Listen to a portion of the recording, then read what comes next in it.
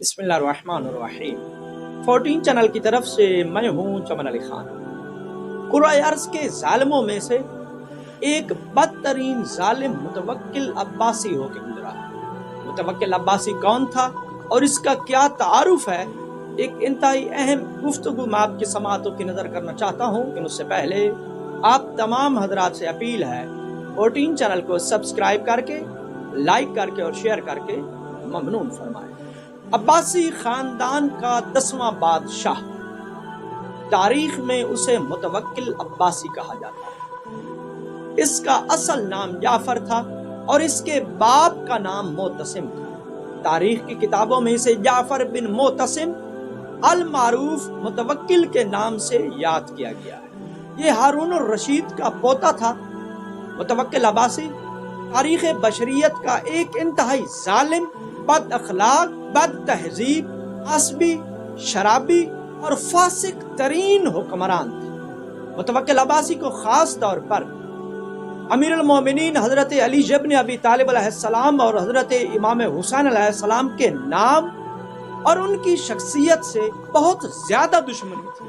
متوکل عباسی کے بارے میں تمام سنی شیعہ مورخین نے اپنی تاریخ کی کتابوں میں لکھا ہے کہ جس شخص کے بارے میں بھی متوکل عباسی کو یہ شبہ ہوتا یا شک ہوتا کہ یہ محب علی ہے یا محب امام حسین ہے، تو یہ ظالم حکمران اسے قتل کرا دیتا تھا۔ یہاں تک کہ اس نے بہت سے ایسے لوگوں کو صرف اس لیے شہید کیا کہ ان کے نام علی، حسین یا اہل بیت علیہم السلام کی دیگر شخصیات کے ناموں جیسے تھے۔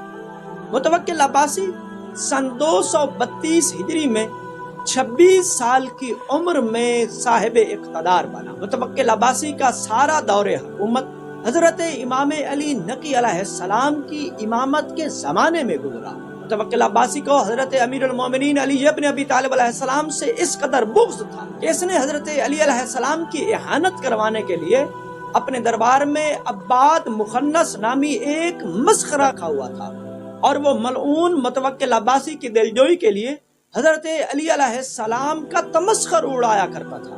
متوکل عباسی کو حضرت علی علیہ السلام سے اس قدر دشمنی تھی کہ یہ ان لوگوں کو اپنے حلقہ احباب میں شامل رکھتا تھا کہ جو حضرت علی علیہ السلام سے شدید بغض رکھتے تھے۔ متوکل عباسی کا حضرت امام حسین علیہ السلام کی قبر اطہر سے بغض اس قدر آشکار تھا کہ متوکل عباسی نے 17 مرتبہ قبر امام حسین علیہ السلام کو مسمار کرنے کی جسارت کی۔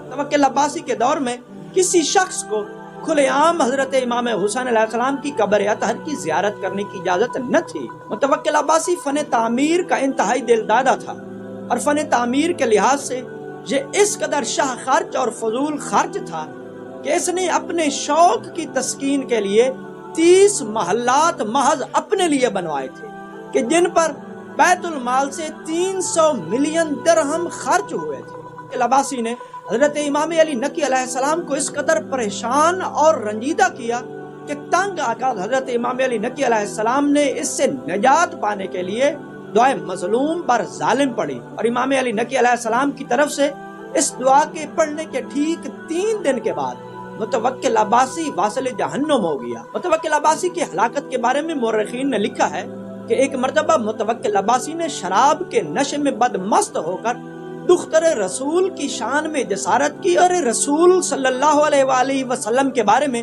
متوکل عباسی کے وہ توہین امیز الفاظ اس کے بیٹے منتصر نے سن لیے۔ دوسرے دن منتصر نے کسی فقیہ سے یہ مسئلہ پوچھا کہ اگر کوئی شخص دختر رسول کی شان میں جسارت کرے تو اس کی سزا کیا ہے؟ تو اس فقیہ نے فوری طور پر جواب دیا کہ ایسا شخص جو دختر رسول کی شان میں جسارت کرے وہ شخص تو واجب القتل ہے۔